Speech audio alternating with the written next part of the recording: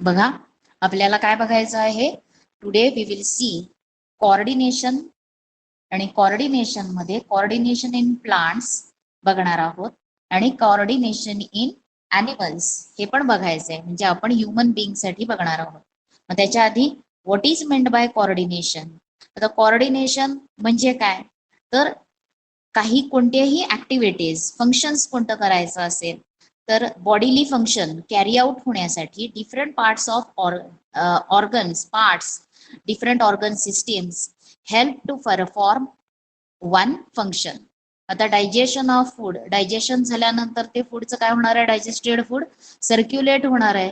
म्हणजे इच पार्टला सेलला बॉडीच्या इच पार्टला ते ट्रान्सफर केलं जाणार आहे. मग हे काम कोण करणार आहे, डायजेशन करण्याचं काम डायजेस्टिव्ह सिस्टीम करणार आहे. त्याच्यानंतर स्मॉल इंटेस्टाईन मध्ये ते फूड ऍसिम्युलेट होणार आहे, म्हणजेच ते ब्लड मध्ये ऍब्सॉर्ब केलं जाणार आहे. आणि through small intestine the digested food absorbed in the blood is transferred to each and every part cell of body. मग सेल मध्ये गेल्यानंतर त्या फूडचं काय होणार आहे, ऑक्सिडेशन होणार आहे आणि त्याच्यापासून एनर्जी मिळवली जाणार आहे. मग या ज्या प्रोसेसेस आहेत म्हणजे डायजेशन, डायजेस्ट झाल्यानंतर ऍसिम्युलेशन, ऍब्सॉर्प्शन, त्याचबरोबर त्याच्यापासून एनर्जी मिळवायचं काम, हे करण्यासाठी डिफरंट ऑर्गन सिस्टीम्स हे काय करत असतात ऍट अ टाइम किंवा ते वर्क होत असतात. मग एक झालं की एकाचं फंक्शन, एक झालं की दुसऱ्याचं फंक्शन, असं ते चालू राहणार आहे. आणि मग म्हणजेच देअर शुड बी, आता जर हे कोऑर्डिनेशन सिक्वेन्स न असेल, एक प्रॉपर सिक्वेन्स त्याचा असेल आणि त्या सिक्वेन्स न झाल्यानंतर आणि ते करत असताना त्याच्यावरती रेग्युलेशन सुद्धा असणार आहे डिफरंट प्रोसेसेस वरती, आणि प्रॉपर सिक्वेन्स मध्ये झालं तरच काय होणार आहे, तिथं स्मूथली म्हणजे लाईफ जे आहे ते लाईफ हे स्मूथ असणार आहे. Smoothly the life will go on smoothly. आणि देअरफोर काय आहे, त्याला स्मूथली केव्हा होणार आहे life, when there is coordination between different organs. Different organs मध्ये कोऑर्डिनेशन असेल त्यावेळेस आपलं लाईफ जे आहे ते स्मूथली रन होणार आहे. आता काही ऑर्गन्स जे आहेत म्हणजे ऑर्गन सिस्टीम्स असतील, डिफरंट ऑर्गन्स असतील, ते सराउंडिंगला सराउंडिंग मधून त्यांना ज्या काय स्टिम्युली मिळतात, चेतना मिळतात, त्याला प्रतिसाद देतात, म्हणजे रिस्पॉन्सिव्हनेस टू स्टिम्युली. हा लिव्हिंग थिंग्सचा काय आहे, कॅरेक्टरिस्टिक्स आहे.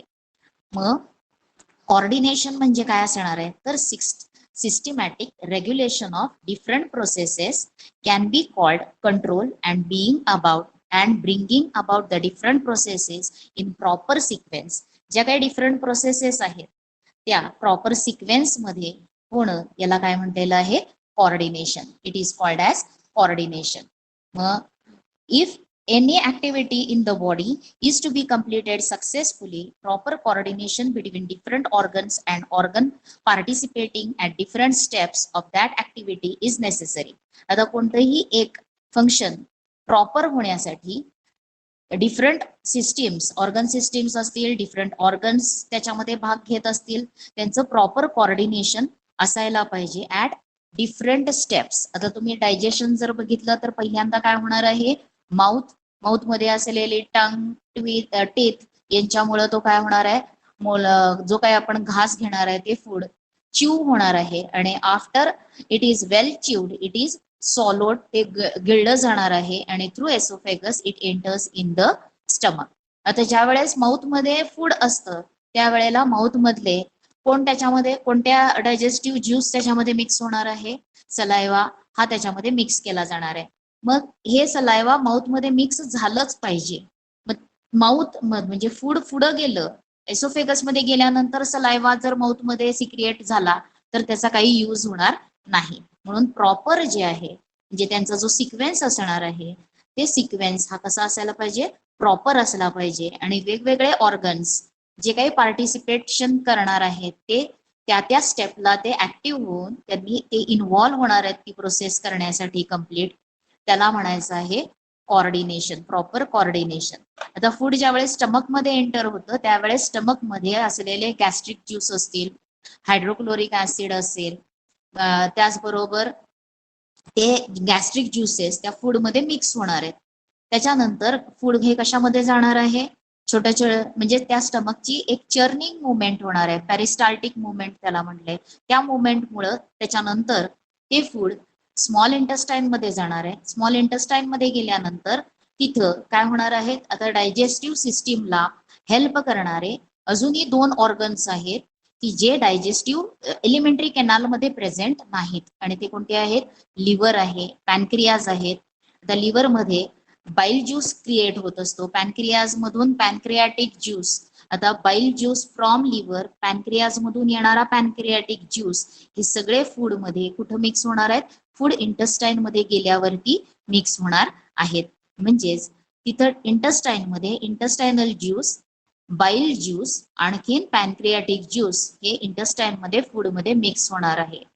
ज्यावेळेस स्टमक मधून फूड इंटेस्टाईन मध्ये जातं त्यावेळेस त्याची जी नेचर असतं ते ऍसिडिक असतं, आणि बाईल ज्यूस ज्यावेळेस त्याच्यामध्ये मिक्स होतो त्यावेळेस ते काय होणार आहे, अल्कलाईन मीडियम होणार आहे. म्हणजे ह्या ज्या स्टेप्स आहेत, डिफरंट स्टेप्स, त्या प्रॉपर सिक्वेन्स न घडल्या तर डायजेशन प्रॉपर होणार आहे.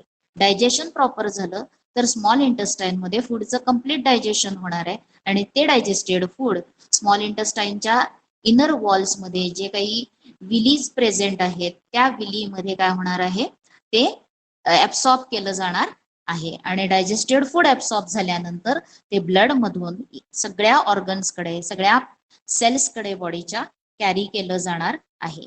ही एक लाईफ प्रोसेस सांगितली डायजेशनसाठी. त्याच्यानंतर रेस्पिरेशन. आता डायजेस्टिव्ह सिस्टीमला हेल्प करणारे ऑर्गन्स हे एलिमेंटरी कॅनाल असणार आहे पूर्ण. त्याचबरोबर डिफरंट डायजेस्टिव्ह ज्युसेस, मग याच्यामध्ये माउथ मध्ये तयार होणारा सलायवा त्याच्यामध्ये मिक्स होणार आहे. त्याच्यानंतर पॅनक्रियाज मध्ये तयार होणारे पॅनक्रियाटिक ज्यूस, लिव्हर मध्ये तयार होणारे बाईल ज्यूस, हे सगळे फूड मध्ये काय होणार आहे, त्या स्टेपला योग्य स्टेप आल्यावरती ते काय होणार आहेत, त्याच्यामध्ये मिक्स होणार आहेत, आणि त्याच्यामध्ये प्रेझेंट असलेले एन्झाईम्स जे आहेत वेगवेगळे, त्याच्यामुळं त्या फूडचं काय होणार आहे, डायजेशन होणार आहे. जो ग्लुकोज आहे, जे carbohydrates are converted into glucose, त्याच्यानंतर proteins are converted into amino acids and fats are converted into fatty acids. हे काय आहेत, कॉम्प्लेक्स सबस्टन्सचं कन्व्हर्शन सिम्पलर सबस्टन्स मध्ये करण्यासाठी डायजेस्टिव्ह सिस्टीम मध्ये ते डायजेशन किंवा डायजेस्टिव्ह सिस्टीम मुळे होणार आहे, आणि त्याला हेल्प करणारे, डायजेशनला हेल्प करणारे different digestive juices at various steps they mix with the food and do the function of digestion किंवा कॉम्प्लेक्स सबस्टन्स जो आहे त्याचं सिम्पल फॉर्म मध्ये करण्यासाठी उपयोग होणार आहे. आता ज्या वेळेला फूडचं असिम्युलेशन होणार आहे, ब्लड मध्ये ते ऍब्सॉर्ब केलं जाणार आहे, त्यावेळेला ब्लड मधून ते फूड हे सेलकडे नेलं जाणार आहे, आणि सेलमध्ये त्या फूडचं मायटोकॉन्ड्रियामध्ये काय होणार आहे, ऑक्सिडेशन होणार आहे. सेलमध्ये फूडचं oxidation in presence of oxygen. आता हा ऑक्सिजन कोणत्या लाईफ प्रोसेस मधून मिळणार आहे, तर रेस्पिरेटरी सिस्टीम मधून येणार आहे.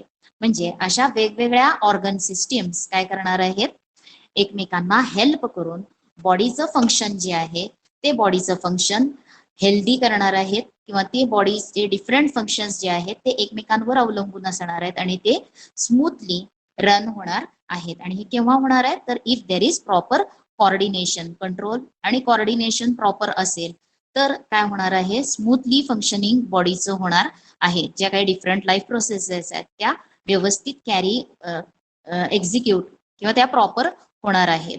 Proper coordination between different systems and organ participates at different steps of that activity is necessary. If due to lack of coordination or some other factors there is confusion at any step, the activity may not get complete. आता त्याच्यामध्ये जर काही लॅक झालं, coordination मध्ये काही लॅक झाला तर काय होणार आहे, तर ती ऍक्टिव्हिटी कंप्लीट होणार नाही. एखादं तुम्ही प्रोग्राम कॉम्प्युटरमध्ये रन करता त्यावेळेस एखादी स्टेप जर त्याच्यामध्ये जर काही प्रॉब्लेम आला एक्झिक्युशन होत असताना, तर पुढचा तुमचा प्रोग्राम रन होणार नाही. तसंच आपल्या बॉडीमध्ये असतं. कोणतेही लाईफ प्रोसेस ही स्मूथली कॅरी होण्यासाठी त्याला डिफरंट ऑर्गन्स, त्या लाईफ प्रोसेस कॅरी आउट करणारे ज्या ऑर्गन्स आहेत, ज्या ऑर्गन सिस्टीम्स आहेत, यांच्यामध्ये प्रॉपर कोऑर्डिनेशन असलं पाहिजे. There should not be any randomness at any step. रॅन्डमचा अर्थ कोणत्याही कशाही मेथडनं, म्हणजे कोणत्याही एका प्रॉपर एक्झिक्युशन म्हणजे काय, वन स्टेप झाल्यानंतरच सेकंड स्टेप एक्झिक्यूट होणार आहे, सेकंड झाल्यावर थर्ड एक्झिक्यूट होणार आहे. एक्झिक्युशन म्हणजे घडणं, ती क्रिया घडणं, याला म्हणायचं आहे एक्झिक्युशन. मग त्या प्रॉपर सिक्वेन्स मध्ये झालं पाहिजे, स्टेप मध्ये कोणताही रॅन्डमनेस असता कामा नये. मग there needs to be proper coordination between internal activities of the body resulting from various factors. आता इंटरनल ऍक्टिव्हिटीज याच्यामध्ये म्हणजे प्रॉपर कोऑर्डिनेशन पाहिजे between internal activities of the body. मग ह्याच्यामध्ये कोणते फॅक्टर्स आहेत, तर बॉडी टेम्परेचर, त्याच्यानंतर बॉडीमध्ये असलेलं वॉटर लेवल, एन्झाईमची लेवल, या सगळ्यांमुळे प्रॉपर फंक्शनिंग होणार आहे. Or stimuli arising in the surrounding environment. Stimuli म्हणजे काय, तर आपल्याला सराउंडिंग पासून मिळणारी जी चेतना आहे त्याला म्हटलेलं आहे स्टिम्युली. आता proper coordination between various systems of an organism helps to maintain the state of equilibrium. आता कोणत्याही ऑर्गॅनिझमची जी काही इक्विलिब्रियमची स्टेट आहे, म्हणजे सगळे ऑर्गन्स प्रॉपर वर्क होत आहेत, सगळे ऑर्गन सिस्टीम्स प्रॉपर वर्क होत आहेत, व्यवस्थित सगळ्या लाईफ प्रोसेसेस त्या ऑर्गॅनिझम मध्ये व्यवस्थित कॅरी होत आहेत. मग ती जी स्टेट असणार आहे त्या स्टेटला काय म्हटलेलं आहे त्या ऑर्गॅनिझमची, म्हणजेच जर कोऑर्डिनेशन, प्रॉपर कोऑर्डिनेशन जर असेल between various systems of an organism, proper coordination system असल्यावरती काय होणार आहे, त्या ऑर्गॅनिझमची स्टेट जी आहे, बॉडीली स्टेट जी असणार आहे ती मेंटेन होणार आहे आणि त्या बॉडीला इक्विलिब्रियम मिळणार आहे. आणि अशा स्टेटला काय म्हटलेलं आहे, होमिओस्टायसिस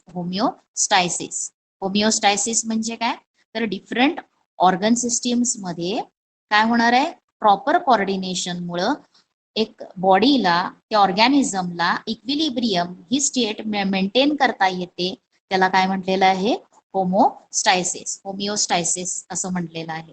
होमिओस्टायसिस याच्यामध्ये काय असणार आहे, तर डिफरंट ऑर्गन्स जे आहेत किंवा डिफरंट ऑर्गन सिस्टीम्स यांच्यामध्ये काय असायला पाहिजे, प्रॉपर कोऑर्डिनेशन हे असलं पाहिजे. आता तुम्हाला काय बघायचं आहे, तर कोऑर्डिनेशन इन प्लांट्स. आता पहिल्यांदा कोऑर्डिनेशन साठी ऑर्गॅनिझम्स, लिव्हिंग थिंग्स, अॅनिमल्स मध्ये काय प्रेझेंट आहेत, तर डिफरंट नर्वस सिस्टीम प्रेझेंट आहे. नर्वस सिस्टीम म्हणजे काय, हे तुम्ही आधी स्टडी केलेलं आहे. नर्वस सिस्टीम म्हणजे त्याचा कंट्रोल जो असतो तो कोण करत असतं, ब्रेन.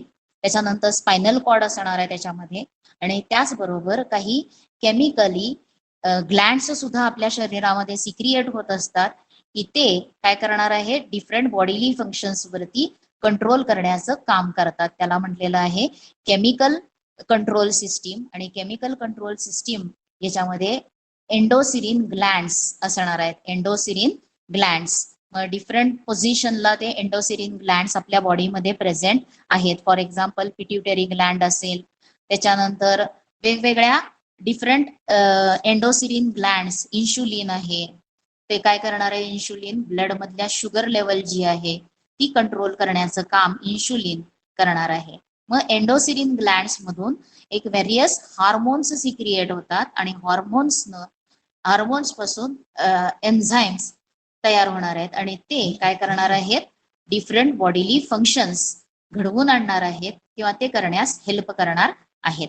म्हणून आता कोऑर्डिनेशन इन प्लांट्स पहिल्यांदा आपण बघूयात. आता प्लांट्स मध्ये अशी कोणती नर्वस सिस्टीम प्रेझेंट नसते, त्यांच्यामध्ये कोणती मस्क्युलर सिस्टीम सुद्धा प्रेझेंट नाही, जशी अॅनिमल्स मध्ये प्रेझेंट आहे.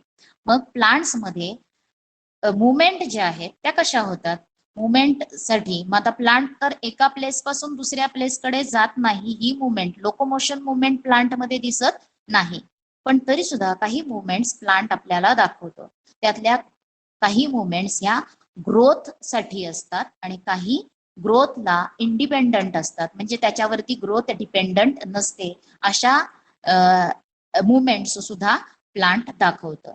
मग ज्या ग्रोथ साठी आहेत, ग्रोथ म्हणजे ज्या मुवमेंट ग्रोथ मुळे होणार आहेत किंवा ग्रोथ साठी रिस्पॉन्सिबल आहेत, त्यांना म्हटलेलं आहे ग्रोथ रिलिव्हंट मुवमेंट, त्यांना काय म्हटलेलं आहे, ग्रोथ रिलिव्हंट मुवमेंट. आणि ज्या मुवमेंट ग्रोथला नेसेसरी नाहीत त्यांना काय म्हटलेलं आहे, growth irrelevant movement. Growth irrelevant movement. आता ग्रोथ रिलिव्हंट मुवमेंट कोणत्या कोणत्या आहेत, तर आता एखादा आपण पॉटेड प्लांट, आता प्लांट्स जे आहेत ते प्लांट जर तुम्ही प्लांटला ऑब्झर्व केलं तर त्याचे ब्रांचेस जे आहेत ते ब्रांचेस ते कसं स्प्रेड करतं, ज्या बाजूला भरपूर सनलाईट आहे त्या बाजूला त्या प्लांटची ग्रोथ आपल्याला जास्त झालेली दिसते, आणि ज्या बाजूला कमी सनलाईट पडणार आहे त्या बाजूला त्याची एवढी ग्रोथ होत नाही. म्हणजेच the branches of the plant bend towards the किंवा grow towards the sunlight. Sunlight ज्या बाजूला आहे त्या बाजूलाच ते ग्रो होणार आहे. इथं तुम्हाला ते एक्झाम्पल दाखवलेलं आहे. एक पॉटेड प्लांट आहे आणि ते पॉटेड प्लांट जर तुम्ही घरामध्ये विंडो मध्ये ठेवलं तर त्याचे ब्रांचेस आपल्याला जास्त कुठे डायरेक्शन दिसणार आहे त्याची ग्रोथची, the branches grows towards the sunlight, म्हणजे खिडकीच्या बाहेर जाणाऱ्या अशा त्याच्या फांद्या ग्रो होणार आहेत. म्हणजेच तिथं ती ग्रोथ मुवमेंट आहे आणि ती कुणाला रिस्पॉन्स देते, सनलाईटला रिस्पॉन्स देते, म्हणून त्या मुवमेंटला म्हटलेलं आहे फोटोट्रॉपिक मुवमेंट. आता जे काही प्लांट मुवमेंट दाखवतं, जी काही प्लांट मध्ये मुवमेंट, आता मुवमेंट म्हणजे जसं अॅनिमल्स मूव्ह होतात ती डोळ्या पुढे घ्यायची नाही. मग रूट्सची मुवमेंट टुवर्ड्स वॉटर, रूट्सची movement towards the minerals in the soil, याच्यासाठी असलेली मुवमेंट.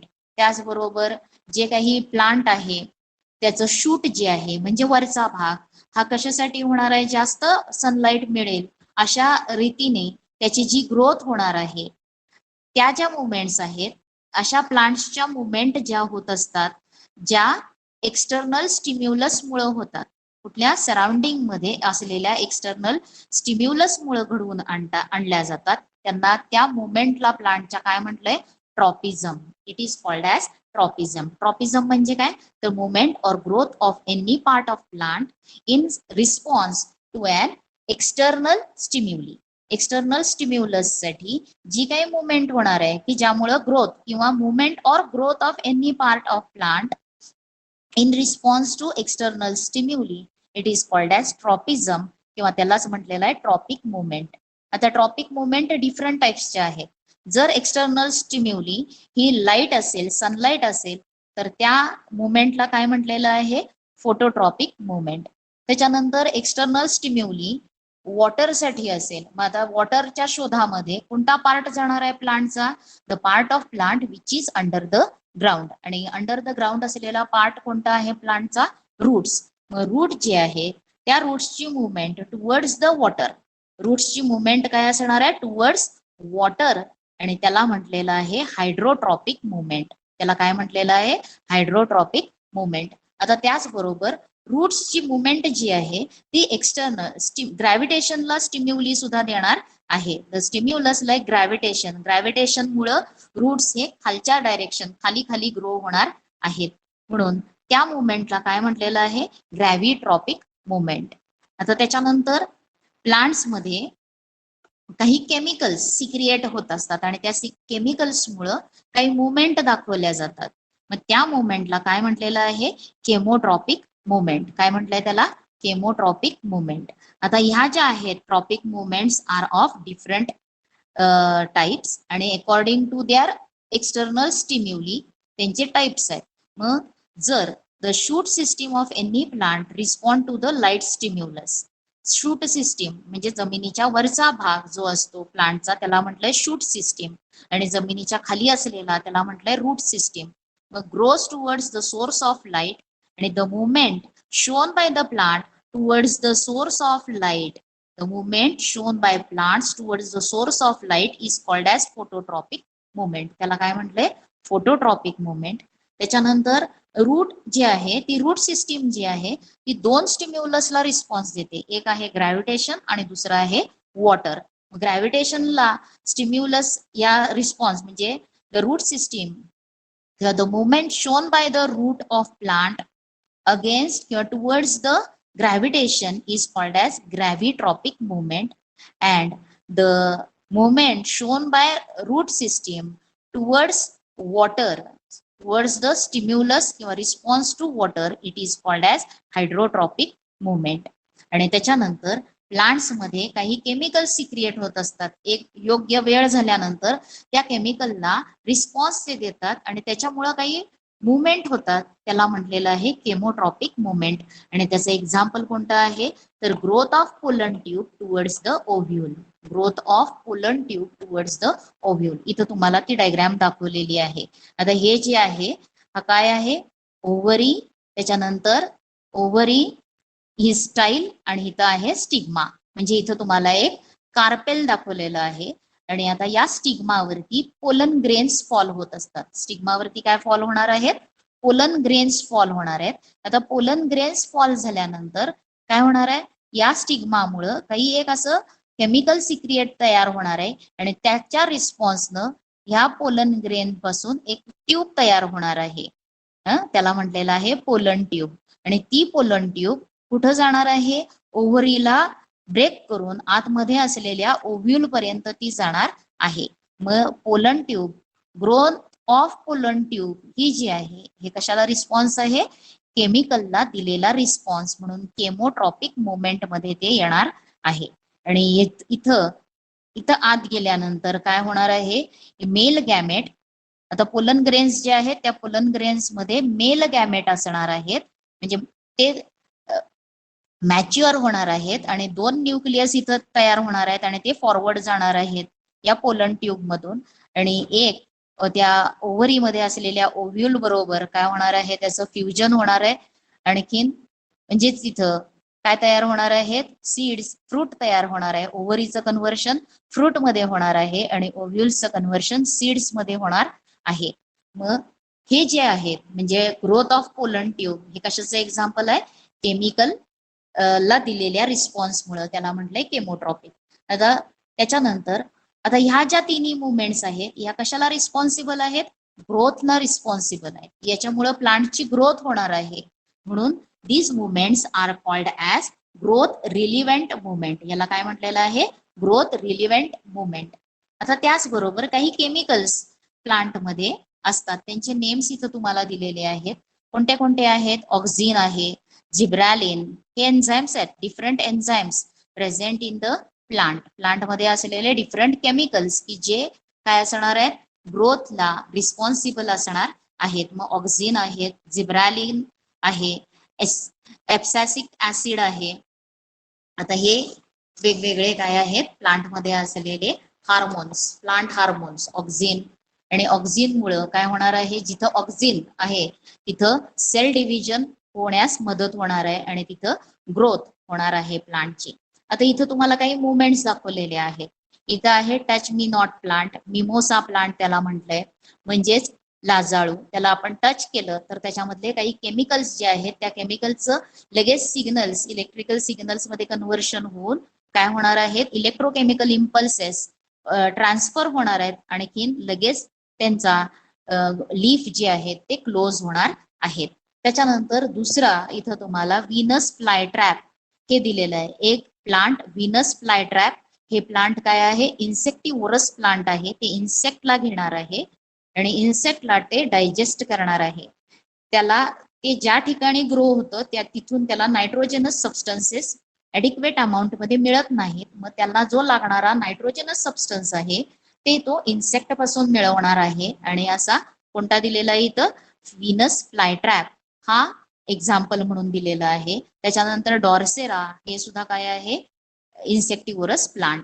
त्याच्यानंतर इथं लोटस. आता लोटस जर बघितलं तर लोटसच्या पेटल्स जे आहेत ते लोटस काय होणार आहे त्यांच्यामध्ये पेटल्सच्या मुवमेंट ज्या आहेत त्या मुवमेंट कशा असणार आहेत म्हणजे ओपनिंग आणखीन क्लोजिंग होणार आहे. लोटस जे आहे ते ड्युरिंग डे टाइम ओपन होणार आहे. मग ओपन होत असताना त्याच्या पेटल्स मध्ये झालेली मुवमेंट आता ही काय ग्रोथ डिपेंडंट आहे का नाही. मग ती कशी आहे growth irrelevant movement growth irrelevant movement आहे ती. त्याच्यानंतर इथं तुम्हाला बॅल्सम म्हणजेच तेरडा हे फुल हे झाड इथं दाखवलंय.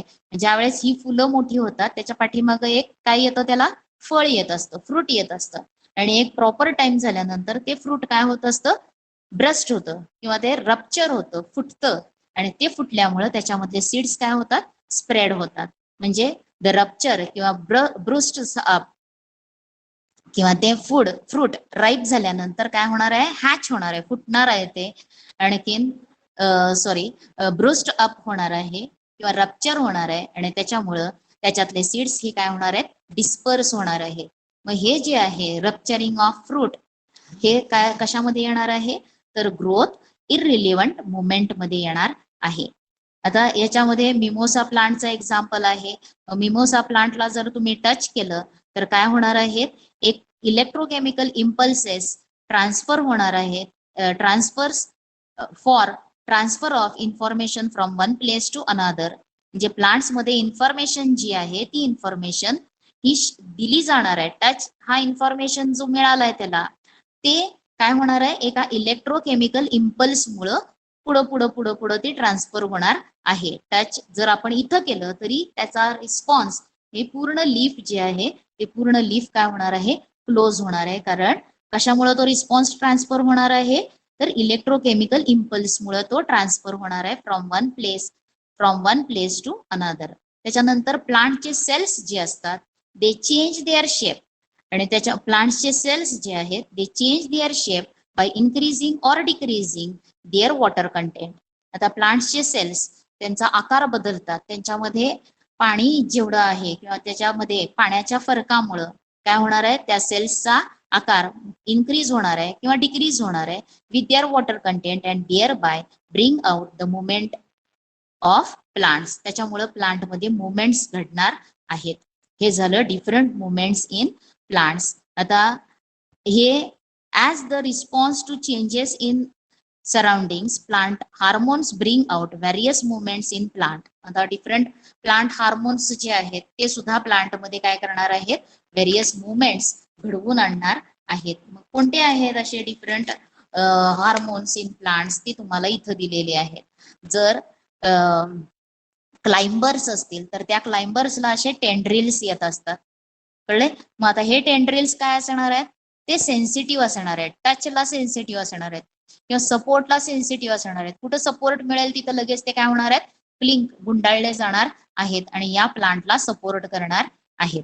मग टेंड्रिल्स ची ग्रोथ जी आहे ती सेन्सिटिव्ह टू टच असणार आहे. त्याच्यानंतर hormone auxin produce in the apical part of the shoot helps in enlargement of cell. Apical म्हणजे काय, अपेक्स म्हणजे वरचं टोक जे आहे. मग फांद्यांचा अग्रभाग जो आहे तिथं आपल्याला काय दिसते, वनस्पतीची वाढ झालेली दिसते.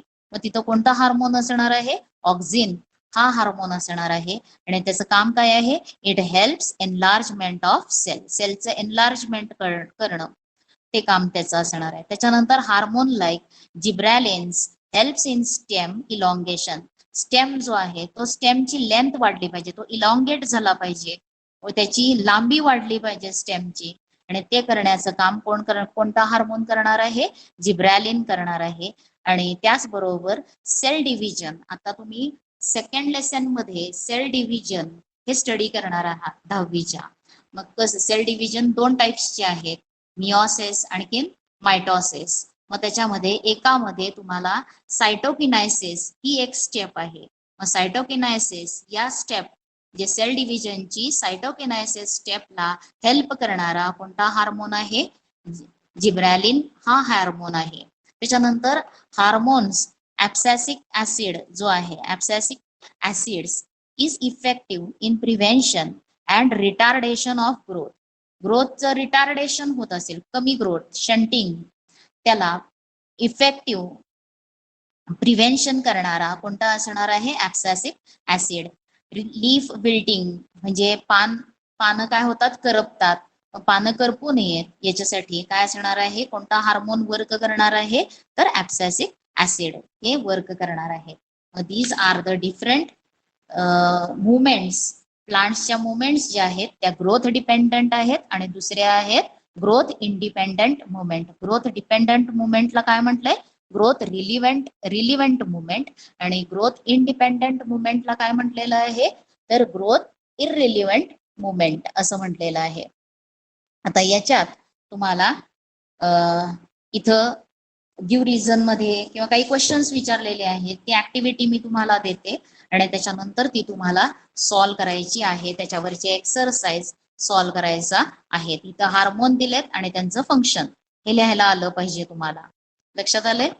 तर next we will see the nervous system in human being in the next period.